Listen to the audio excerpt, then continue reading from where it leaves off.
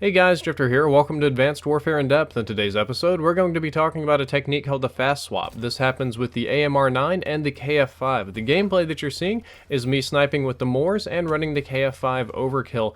I'm going to snipe some people, and I'm also going to try very hard to get kills immediately after swapping to my KF5 so that I can demonstrate how the fast swap technique works. Maybe not a technique as much as it is a statistical anomaly with these two weapons that I missed the first time around. You can't test anything, but the AMR9 and the KF5 have faster swap times than any of the other weapons in the game, with the exception, of course, of the pistols and the combat knife or tactical knife. Now, the pistols swap very fast. The pistols do not swap much faster than the KF5 or AMR9, but a little bit. But the KF5 and AMR9 swap much faster than the other submachine guns, and way faster than the other assault rifles or light machine guns or anything like that. So most of the assault rifles take about a second to change over to, even with fast hands. Now, this is with fast hands, but I wanted to show you some comparisons here in slow motion so that you really get a good feel of what I'm talking about.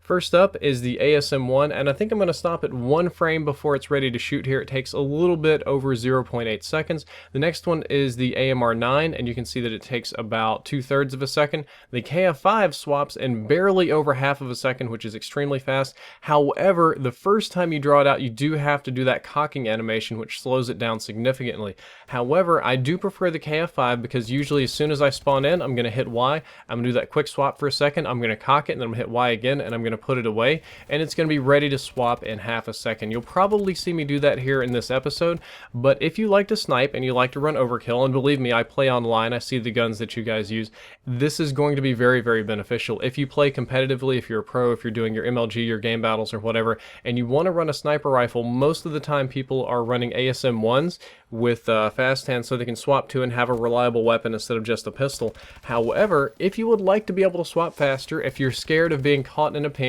and in a pinch that, 1/10 of a second, 1/5 of a second, those seconds, they really add up. Being able to swap to your secondary super fast is very viable. While I don't really like the AMR9 very much, even as a secondary, even as a pistol, I don't think it's a very good weapon. The KF5 is still very competitive. The KF5, on the first 5 shots where it's dealing bonus damage, actually has a faster time to kill than the ASM1 and longer 3-shot kill range. So it's a very well, over range, mind you. The range is really the big deal. It has more range than the ASM1, and a faster time to kill over ranges is the more technical way to say it. But the KF5 is an excellent weapon, and since you're not going to be using it as a primary, you don't have to worry about reloading it all the time. You're just going to draw it in a pinch when you're panicked, and you're going to be able to put those first couple of 5, 6, 7 shots downstream, and you're probably going to kill somebody very quickly, which is where I feel is one of the strengths of this weapon.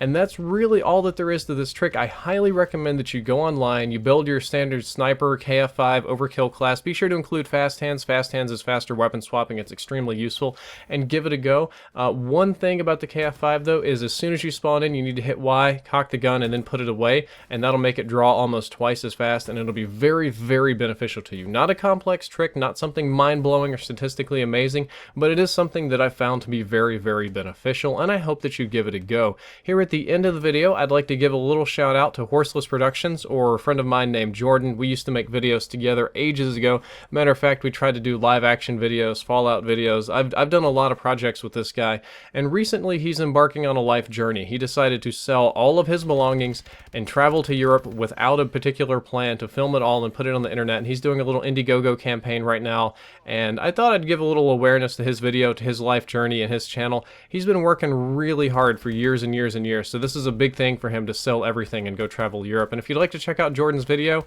he's got my support. I'd appreciate it if you'd support him too. If not, that's okay, but you can click the annotation and the link is down there in the description.